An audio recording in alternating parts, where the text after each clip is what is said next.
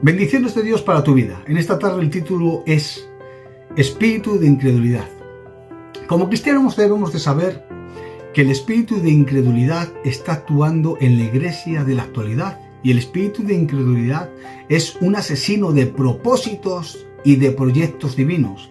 Satanás sabe perfectamente que el pueblo de Dios fuimos llamados, comisionados y equipados para destruir las obras del diablo, como dice en 1 Juan capítulo 3 versículo 8, porque no podemos olvidar en ningún momento que nuestras vidas deben de ser la continuación de la vida del Señor Jesucristo aquí en la tierra. Debemos ser como si fuésemos pequeños Jesuses, pequeños Cristos. Pero Satanás también sabe perfectamente que el único límite que de alguna manera tiene Dios para usar a su pueblo es nuestra incredulidad. De ahí es que nos intente inducir la incredulidad en nuestras mentes y corazones. Miren, si leemos atentamente los capítulos 9, tanto de Marcos como de Lucas, podremos ver una historia cuando el Señor Jesucristo bajó del monte de la transfiguración y vino a él un hombre y le dijo: Maestro, traje mi hijo a tus discípulos para que lo liberasen de un espíritu mudo que tiene, porque además cuando lo toma, lo echa al fuego, lo echa al agua para dañarle, pero no pudieron hacer nada. ¿Podrás tú hacer algo con él? Jesús, mirando a sus discípulos, les respondió y les dijo: ¡Oh generación incrédula y perversa! Y esto se lo dice a sus discípulos. ¿Hasta cuándo he de estar con vosotros y he de soportaros? Trae acá a tu hijo, le dice al hombre. Y mientras se acercaba el muchacho, el demonio lo derribó y lo sacudió con violencia al joven. Pero Jesús reprendió al espíritu inmundo y lo sanó al muchacho y le devolvió al padre hablando y libre de espíritus. Pero bajo mi punto de vista, lo más interesante de esta historia o de este capítulo es cuando leemos en los siguientes versículos, cuando dice: Jesús, estando entrando por la casa, sus discípulos lo tomaron aparte y le preguntaron: ¿por qué nosotros no pudimos echar fuera ese espíritu? Y él les dijo y les contestó: este género con nada puede salir sino con oración y ayuno. Pero por desgracia este verso se ha malinterpretado durante muchísimo tiempo, entendiendo que Jesús se refería al espíritu del niño, el espíritu endemoniado que tenía dentro de él, cuando en realidad, si lo leemos atentamente y lo visualizamos dentro del contexto de las enseñanzas del Señor Jesucristo que había realizado hasta el momento, nos podremos dar cuenta y podríamos entender que esto no es así, sino que más bien se estaba refiriendo al espíritu de incredulidad que había dentro de los discípulos a la hora de creer que podían liberar a aquel pequeño. Y el espíritu de incredulidad que había dentro de ellos, de sus discípulos, no podían salir si no fuese con ayuno y oración. Para reforzar dicha enseñanza, por si a alguien le quedan dudas, solamente tienes que recordar cuando el Señor Jesucristo dijo en Lucas 10:19: He aquí os doy potestad para hollar y pisar serpientes y escorpiones y sobre toda la fuerza del enemigo, y nada os dañará. Deben de notar que no dice sobre alguna fuerza de enemigo, sobre algún poder o sobre otro no, sino que les dice que les dio poder y autoridad sobre toda la fuerza, sea cual fuera esta la jerarquía de ellos o el grado de demoníaco, que Jehová Dios lo reprenda.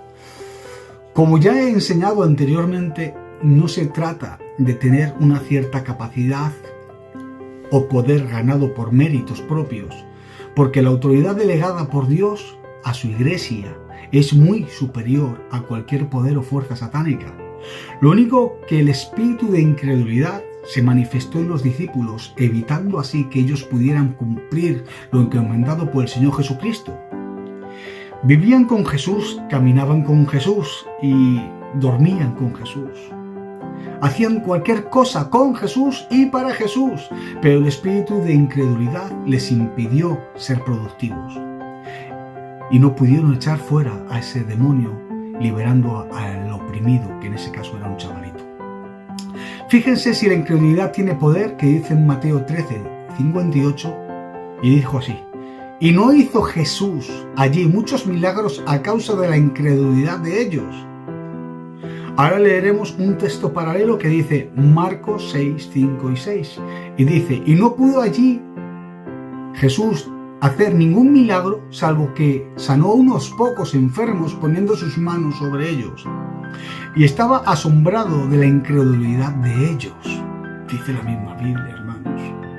Querida Iglesia de Dios, no se trata solamente de conocer la teoría, sino más bien de preocuparnos por poner por práctica todo aquello que el Señor Jesucristo nos delegó, nos dejó a nuestro cargo como hijos e hijas de Dios. Lo cual fue resumido en Marcos capítulo 16, versículo 17, cuando dice: y estas señales seguirán a los que creen. 2 puntos. En mi nombre echarán fuera demonios, hablarán nuevas lenguas, tomarán en sus manos serpientes, y si bebieran cosa mortífera no les hará daño.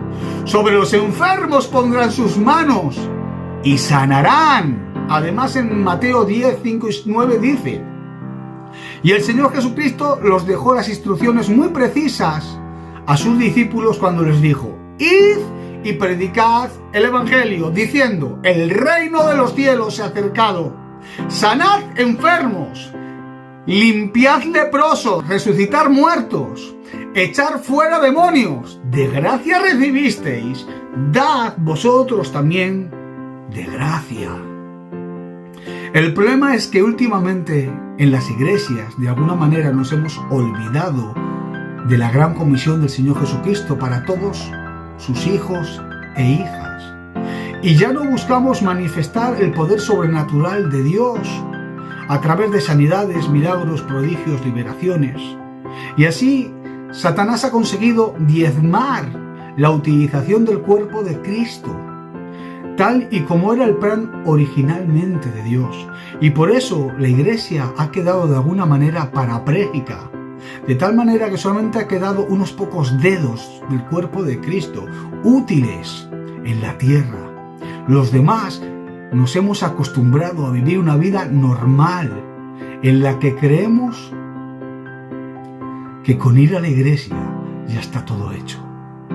Y nos hemos olvidado de alguna manera de que con estas estrategias Satanás ha limitado el alcance del pueblo de Dios a lo sobrenatural, que es nuestra esencia, porque no debemos de ser naturales sino sobrenaturales, ganando así Satanás y los demonios tranquilidad en el mundo espiritual, porque la iglesia está parada y no está haciendo nada. Además, Satanás ha conseguido encerrar a la iglesia en la actualidad entre 4 paredes para que se conformen con tener una vida raquítica y sin llegar a alcanzar el propósito de Dios de evangelizar al mundo entero. Y Satanás ha conseguido también que las vidas de muchas personas estén muriendo enfermas y sin Cristo en el corazón, y se están yendo al infierno porque nosotros no estamos saliendo a la calle, no estamos evangelizando, no estamos haciendo nada. Hemos encerrado el poder de Dios en las iglesias entre 4 paredes, pero lo peor es que en ocasiones tampoco lo usamos dentro de ellas. Y para terminar este capítulo leeré Santiago 1, 6 al 7, donde dice: pero pida con fe, no dudando nada, porque el que duda es semejante a una onda del mar, que es arrastrada por el viento y echada de una parte a otra. No piense pues que el que tal haga recibirá cosa alguna del Señor. Por todo esto y lo expuesto anteriormente, hoy quiero animar a la Iglesia de Dios a levantarse de sus cenizas, a reprender de nosotros el espíritu de incredulidad, echándolo de fuera de nosotros, de nuestras mentes, de nuestros espíritus, de nuestros corazones, a través del ayuno y de la oración, para que de nuevo pueda resurgir el ejército de Dios viviente en toda su plenitud, echando fuera a los demonios, sanando a los enfermos, dando libertad a los cautivos y predicando el evangelio con demostración de poder y de maravillas. Y quiero que sepas que tú, sí, tú, el que has caído tantas veces, tú que has pecado, tú que la has liado tan gorda, pero que has pedido perdón y te has arrepentido, tú eres un componente muy especial del ejército del cielo. Así que levántate, busca a Dios, lee la Escritura y resplandece, porque hoy ha venido tu luz y el reino de Dios te necesita. Que Dios te bendiga y hasta la próxima, si Dios quiere.